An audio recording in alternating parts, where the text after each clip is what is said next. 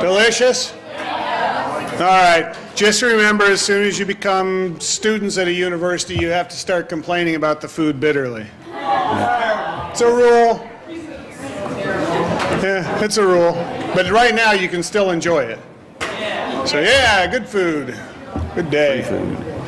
All right. So if you want sometime, how many of you have done an oral history with one of your classmates? Just one person? A couple of you? Okay, good. Let's get, hopefully we'll get some more of you this afternoon. Maybe when we take a break here. I might have some of my students swoop down upon you and interview you. My students here? Okay. So, leading off this afternoon, we have a really big show. We've got two of our people from Ohio Northern University who have been working in this sort of field. The first is Dr. Harry Wilson, who is a geographer and works here in the College of Business. He has taught historical geography, I think 3 times. And so this is a lot of local history. So it's pretty cool stuff. It's about the onion field strike. There used to be onion fields south of town where the workers struck and probably got beat down by the management and all that sort of thing. So with no further ado, I will turn it over to Dr. Wilson. Oh, thank you.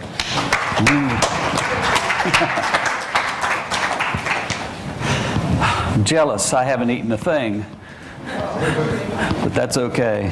I'm sure what Dr. Crawford meant to say was historical geographer, and I've done historical geography. I'm not much into history, but we'll talk about that in a second. We're friends, we can dig on each other. Bear with me while I get this up and running. Yeah, here we go.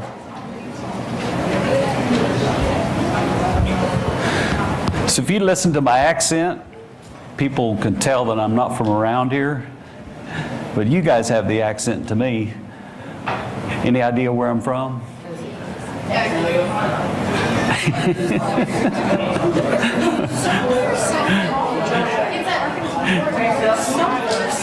I heard somebody say it.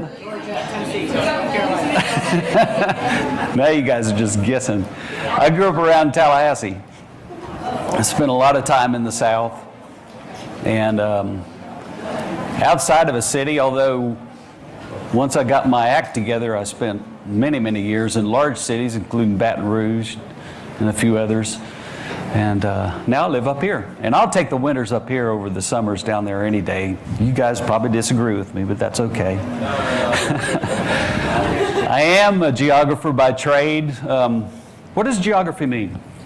What do geographers do? Yeah, most people say maps, something to do with maps. And that's a subdiscipline, cartography. And we do a lot of other things. I'm most interested in past landscapes, how people have interacted with any given area and built whatever it is that we see around us. And that's the very essence of historical geography. And this kinds of projects lends itself to studying past landscapes. And how do we do that? What do we do? That's what I was asked to talk with you about. But first of all, let me turn this thing on. I'm going to show you a picture. And just think for a second or two what comes to mind. And I'm going somewhere with this. So here's the picture.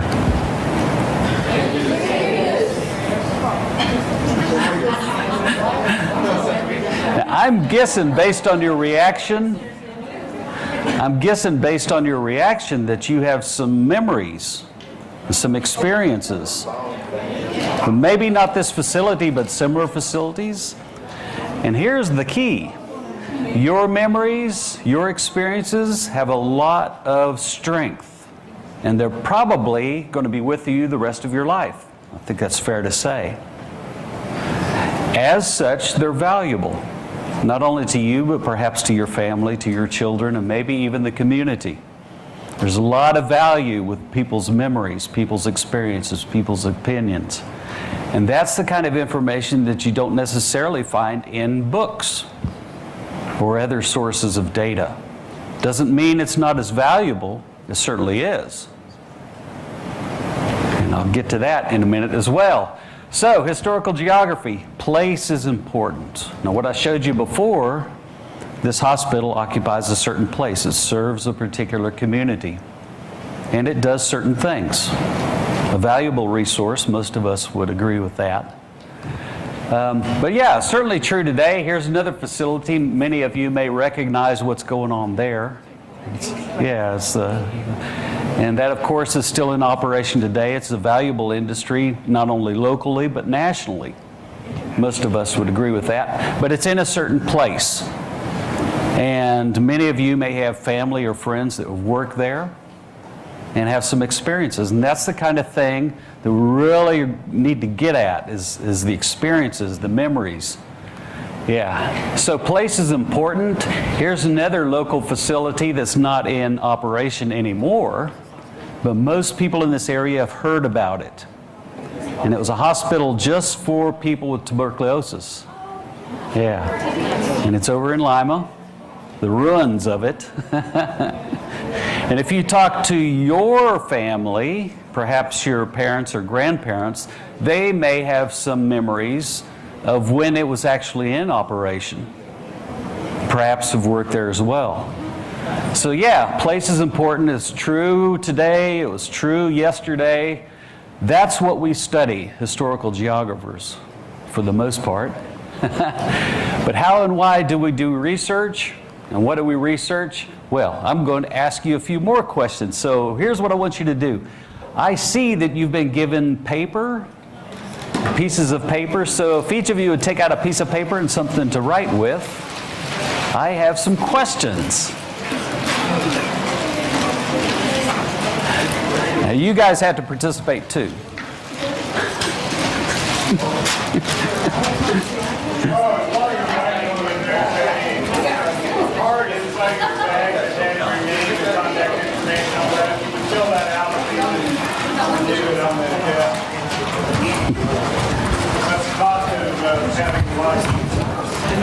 There you go. You guys need one? Oh, okay. All right. So here are the rules, the instructions. I'm going to read 5 scenarios. And you don't have to write anything elaborate, just write down the first thing that comes to mind. Or not, whatever, it could be the second thing. We're going somewhere with this. I already did this, pass out a piece of paper, a few questions, keep it brief, then we'll discuss it. It won't take long, but hopefully this will lay the foundation for what we're going to talk about next. So, what's special or unique about your town or where you grew up, if you grew up in the country?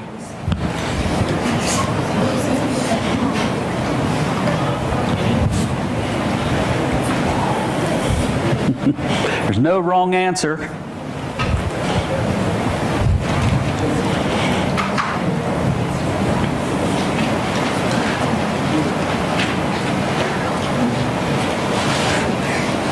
You got something? All right, next. When I mention the following, I promise you something will come to mind. What comes to mind? We're talking about food. The school cafeteria. And some of us may have to think a little bit further back in time. Could be anything.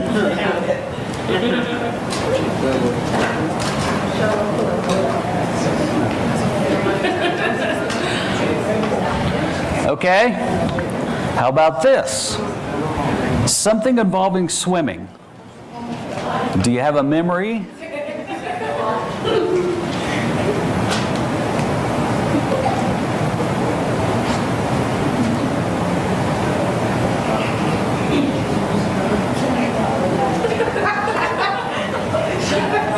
I hate this mic, by the way.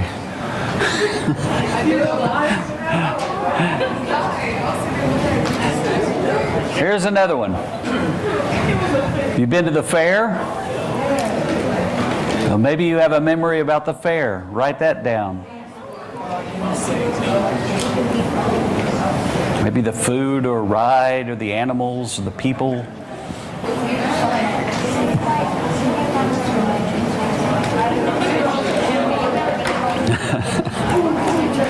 Okay, last one. Your car, your family car.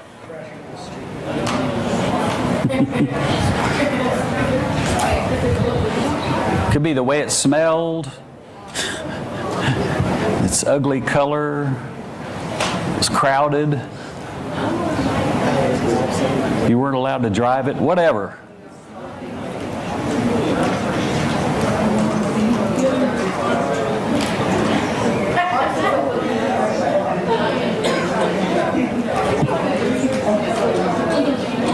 Okay, so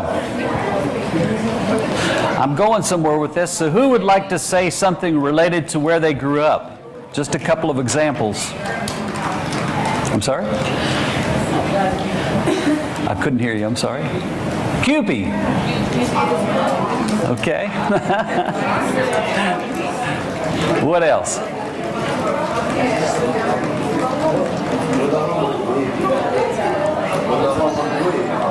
Okay.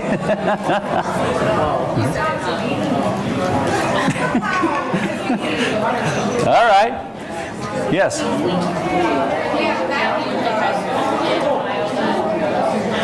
Hold on, I can't hear her. People. Thanks. Yeah. We have the only high school in Ohio that is Nassau. Oh, okay. Yeah. But I'm guessing what I'm going for with this, all of these, is most of you, probably all of you, had something that popped into your mind right from the start. And that's what I'm emphasizing, is that these memories, these experiences, have a lot of strength. They mean something to us. And everybody has them. Everybody. So the second one, the school cafeteria. Yeah, everybody's got an opinion. Yep. You're swimming, you know? Mm-hmm.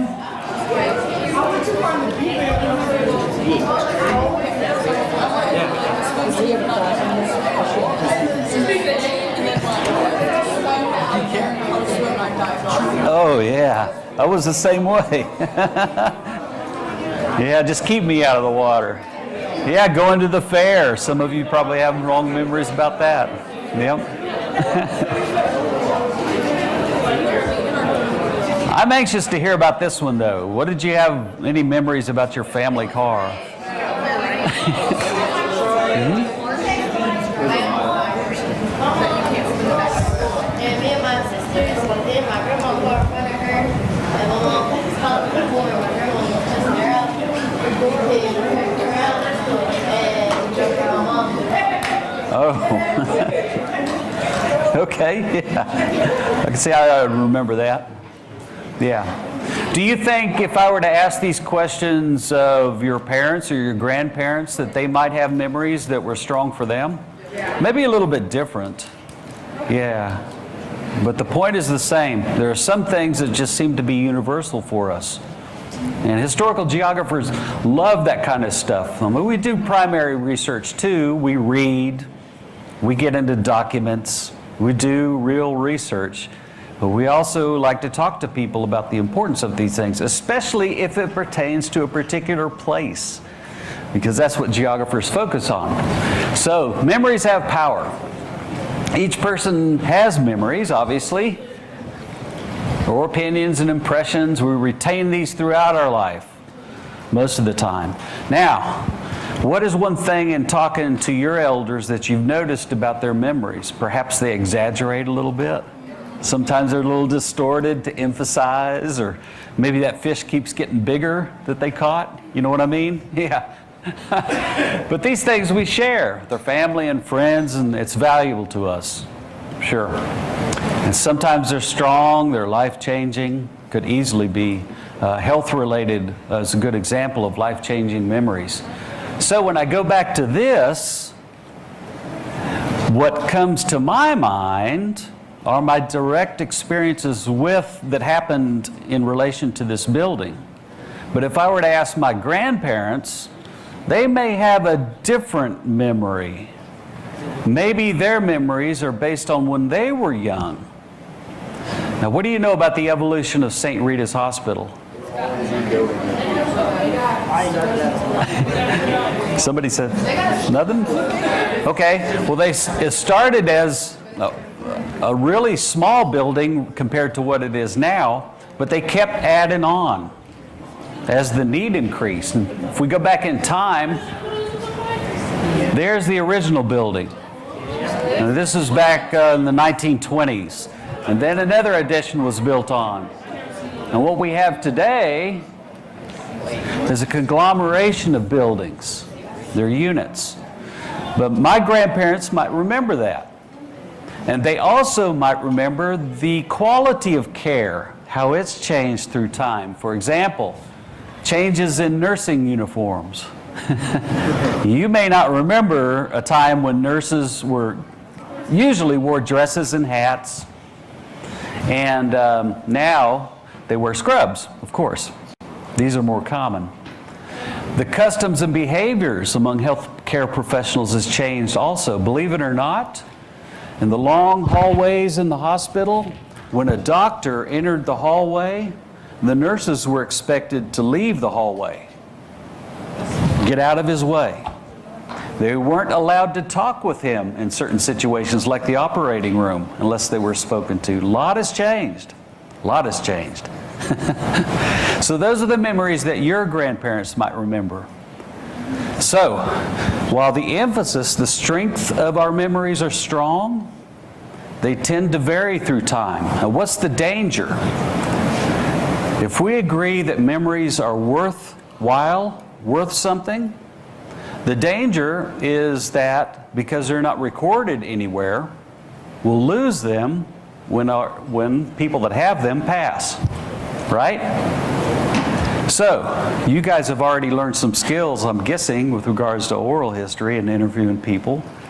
These are the sorts of skills that mean much more than just capturing history, documenting history. They have meaning to families also. I promise you, if you talk to any of your elders, they probably have some really strong memories that your family would like to see documented and passed on. Yeah, so there's a lot that goes on with this kind of stuff. Oh, let's see, I think I have one more. Yeah, someone mentioned QB.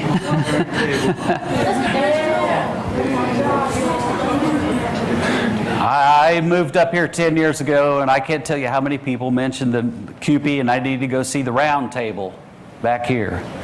But they really never told me why that was built, except that you could drive on it and it would turn your car. That's because the parking lot is so small. You can't pull in, turn around, and pull back out. See, those are the kinds of memories that could be important. You guys ever go there? Pretty good stuff, huh? Okay, so what I've done in my classes at least is develop courses that are similar to what Dr. Crawford and others have done based on collecting information, capturing the historical geography of our past, emphasizing what's important about Ada. And I always ask the same questions of anyone I talk to, the same questions that I ask you. When you think of Ada, what comes to mind? Why is Ada important? And what's the first thing they tell me? Wilson's Football Factory, yeah, but it's so much more than that. If I were to ask the same question about Lima, for example, there are probably a few that are more popular than others, but Lima is important for a lot of different reasons. Yeah, so that's what we're going for. The underlying things that are important, not just that you can find in books and primary sources, but what's up here. Why? The experiences and the memories. Yeah, so we have a bunch of lectures, and we also do a lot of field trips. You guys like to go outside during class time? Yeah, so do I.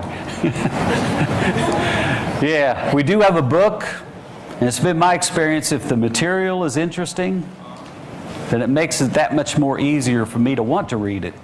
If it's boring and dry, then I tend to avoid it. Yeah. But with this kind of a class, it lends itself. I found this book, and it's really well written. It talks about how a college town like Ada is divided up into areas where students might live, where faculty might live, where the businesses are located, and who the businesses cater to. Where is there a park? And in Ada, there are several, whether you know it or not. How areas are used in a college town. So we go through it chapter by chapter. I ask them questions, and they really get into it. They lead the discussion, not me. I just sit back and listen. And we spend the rest of the time outdoors. That's the best classroom for geographers, at least. These are snapshots of the ONU campus. This is Lur. You probably saw him. He's just right out here. Monuments are all over campus, but most of us walk right by them and we have no idea what they are. In fact, we don't even see them. So we visit those. We talk about the class of 1913, why they built this monument. That used to be a water fountain. It's no longer used for that. We talk about buildings on the campus and buildings that used to be on the campus. So what we're doing here is using old maps and survey equipment to find where old buildings used to be that are no longer there. That might be important. Perhaps we would do archaeology in the future. Perhaps.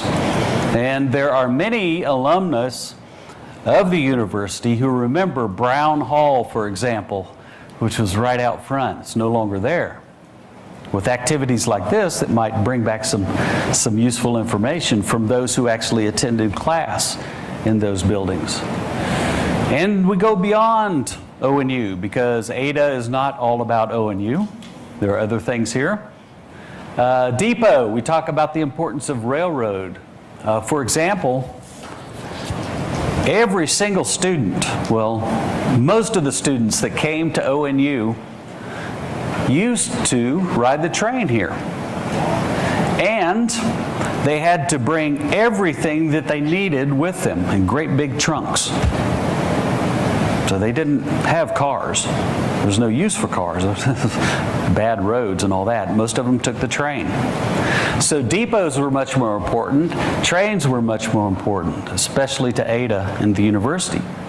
Monuments also. This cannon is right in the middle of Ada. Is supposedly pointed to Fort Sumter, which is in what state? South Carolina, I'll give you that one. But why would it be pointed towards Fort Sumter in South Carolina?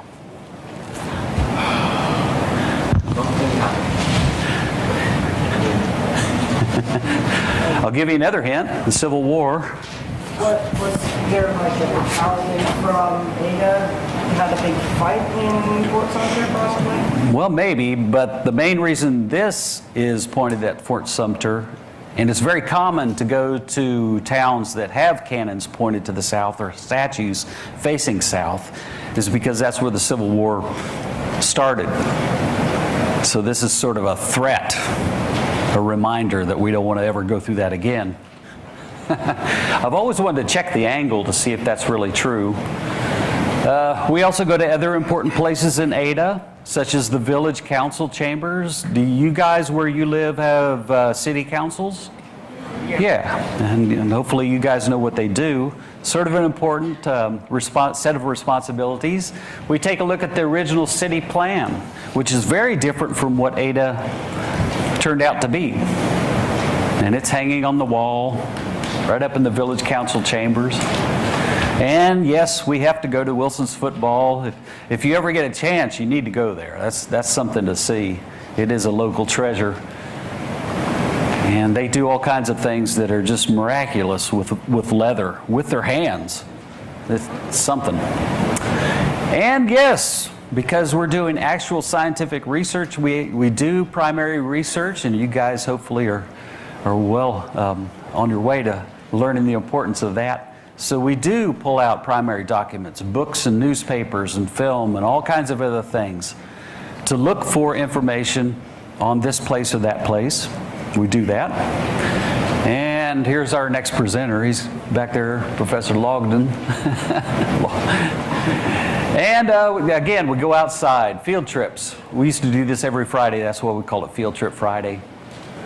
And we could go anywhere. Here's sort of a novelty. Most students like to go to this place because it's unique. It has parts just for combines. It's like a junkyard for combines. It's just north of town. You know what a junkyard is for cars, right? Yeah, well, this one has parts for combines. And it also has a bunch of animals walking around. Cole Motors that sells Fords. It started out as a business selling farm equipment and made the transition to sell automobiles, Ford automobiles, when they determined that the roadways were improving enough to support automobile sales. So they got into it on the very end, the very beginning, like many other family-owned dealerships, and are still in our community today. The last of a handful of automobile dealerships in Ada. And they have a couple of old Fords in their showroom. We travel the Lincoln Highway, which goes through Ada. Are you familiar with this? Another big piece of our history, the first official coast-to-coast highway. The roads were around before then, but this made it official.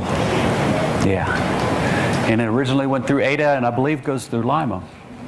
Yeah. And we stop along the Lincoln Highway. Any idea what this used to be? A motel. What's the difference between a motel and a hotel? The motor, like Motown, like Detroit, motor. Yeah, so you can pull your car right up to the room. They're renovating that, by the way. Yeah, so for some reason, I don't know why, but they're renovating that. We also talk about agriculture, and not just agriculture of common products like corn or soybeans, but also specialized agriculture. If we were to go south of here into what used to be a marsh, we could see that the soil is very, very fine and organic and susceptible to erosion, but it lends itself to certain kinds of agriculture, like tubers. What are tubers? Potatoes, carrots. Potatoes, carrots, yes, especially carrots. Yeah, great big ones that they sell to Campbell's Soup. And you can see the wind picks it up very easily. We also talk about settlement and how people from other countries or parts of the U.S. traveled in groups, family groups, according to their culture, and ended up around this area, even before Ada existed. We talk about the way that they build their buildings, their homes, which are distinctly different between groups. I don't know if you've ever thought about that before, but traditions when it comes to construction are very different from the Germans and the Norse and all the Irish and so forth. Well, you can track those through time across space. Historical geographers like to do that. This particular one was built in the early 1800s and is no longer there. It's been dismantled, sold and dismantled, which is sort of a shame, but it was one of the original log cabins, and you could see the native timber that they used, or used to be able to see. Buildings in town, like the WPA post office and the mural that is inside. And right across the street, it's a brand new McDonald's, which is very odd to me. Things that are on buildings that many of us have never seen. Like I have always wanted the university to paint the letters so we could see John Wesley Hill Memorial. But now it's painted over, you can barely see it. But we walk by these things every single day. Treasures on campus that are related to the history of ONU and why this place is special. Like one that's in a very, very small room on the other side of campus, way off the main hall, but it has a wealth of artifacts related to pharmacies. So if you're related in pharmacies and healthcare, it may be worth your while to go there. Grab somebody that works in that building to give you the tour. They love talking about this. But in my view, it's in the wrong place. But nobody asked me. And lastly, after doing all of that research, we talk about how important it is to gather information from people that have direct knowledge of those places. The memories, the experiences, the opinions.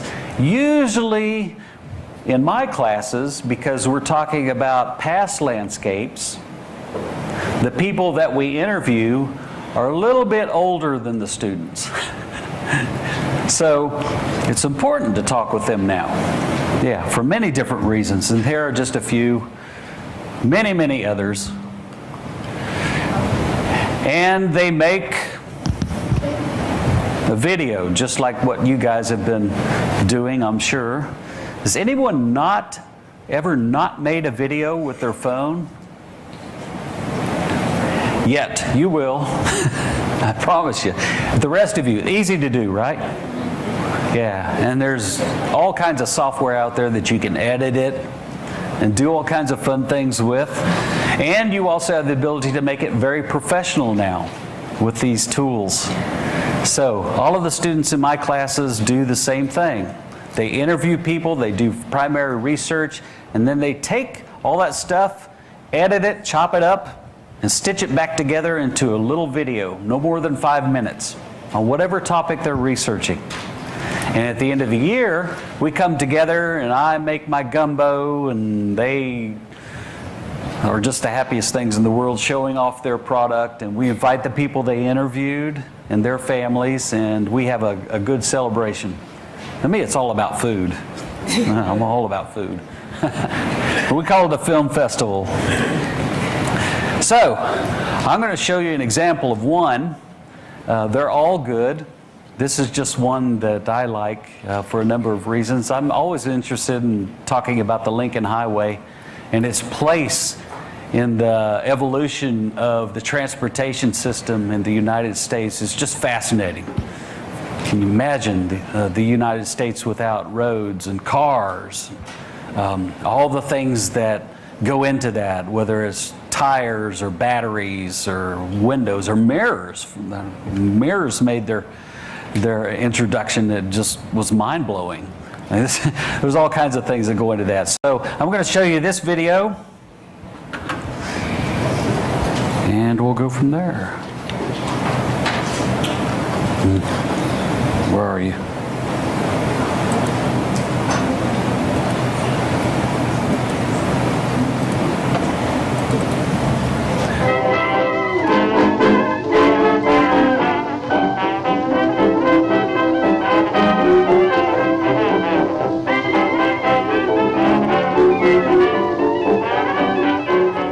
Established in 1913, the Lincoln Highway was America's first transcontinental automobile road. The highway, which began in New York City and ended in San Francisco, played an important role in the development of the automobile and greatly influenced the way of life in the 20th century America.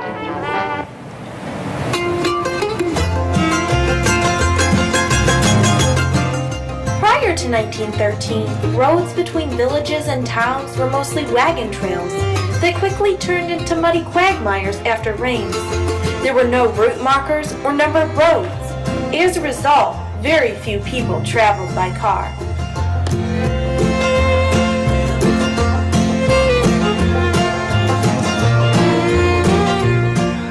Carl Fisher, founder of the Presto Light Company, along with other leaders in the auto industry, wanted to solve this issue.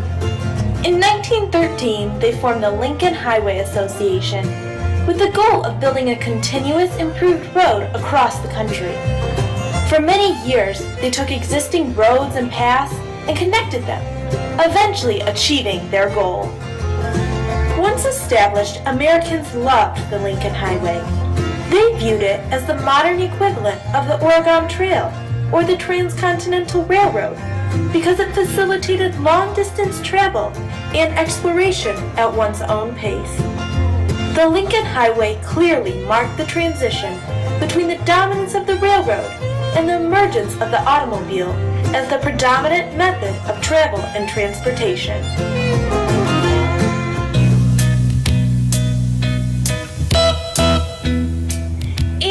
founded in 1853 as a Pennsylvania railroad stop. The railroad allowed for trains to transport both passengers and cargo to the small village. The railroad also allowed for the establishment of Ohio Northern University in 1871 because students could travel to campus via train. Although the railroad played a major role in the establishment of Ada, it was the Lincoln Highway that allowed for the village to be sustained. It's supported significantly because students after that time were able to get here by motor car in addition to the railroad. Now, the railroad is a significant factor in this founding of the institution, but as people begin to use more automobile traveling, why being close to that major route and on the route for the first 10 years, why it was a significant factor. Economy of Ada grew significantly since more people were traveling to the village on the Lincoln Highway. New industry markets opened, allowing for new businesses to develop, which is seen on old maps. And so not only did people find ways to move, but the other things that generates needs for hotels, restaurants, bars, places to stay, automobile support, tire shops, all the things that we think of now that's just common on the highway, those didn't exist because people didn't travel. Clearly, the Lincoln Highway had a significant impact on Ada. The Lincoln Highway revolutionized travel in America.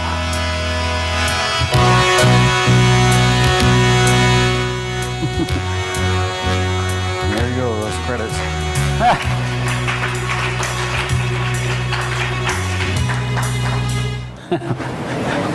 Oh, thanks. I'll have to shoot her an email that you clapped. I think she's graduated by now. But yeah, so that's a little bit of what I do. It seems like that's where my mind wanders no matter what I'm doing. When you talk with your elders, are there stories that they like to repeat over and over and over again? And what's to stop you from doing something like this with them? Would you rather be doing something else? But is it safe to say you know how? Yeah, maybe with a little bit of work. It's never been so easy to do something like this as it is now. Yeah, we used to have great big cameras that were very intimidating. But this doesn't intimidate people as much as it does used to. Yeah. So I guess that would be my challenge to you, is at least consider it.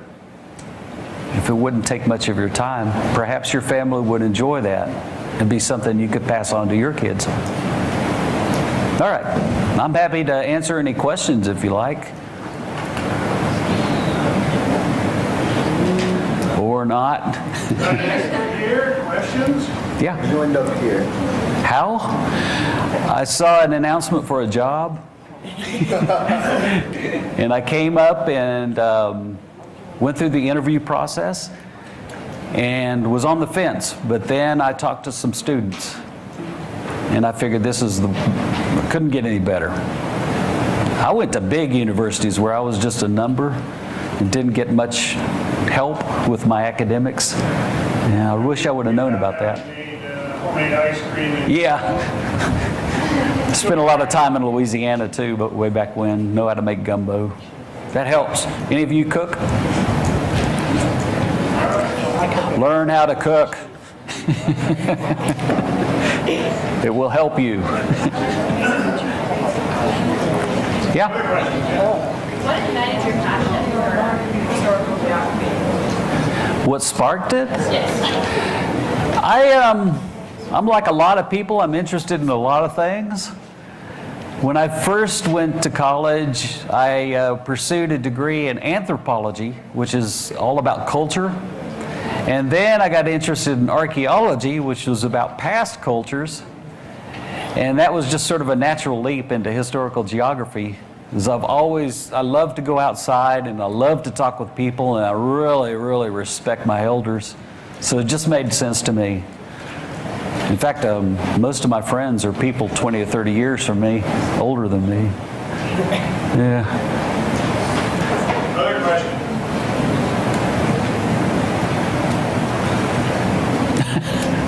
Well, now I can go eat. Thank you very much. Thank you.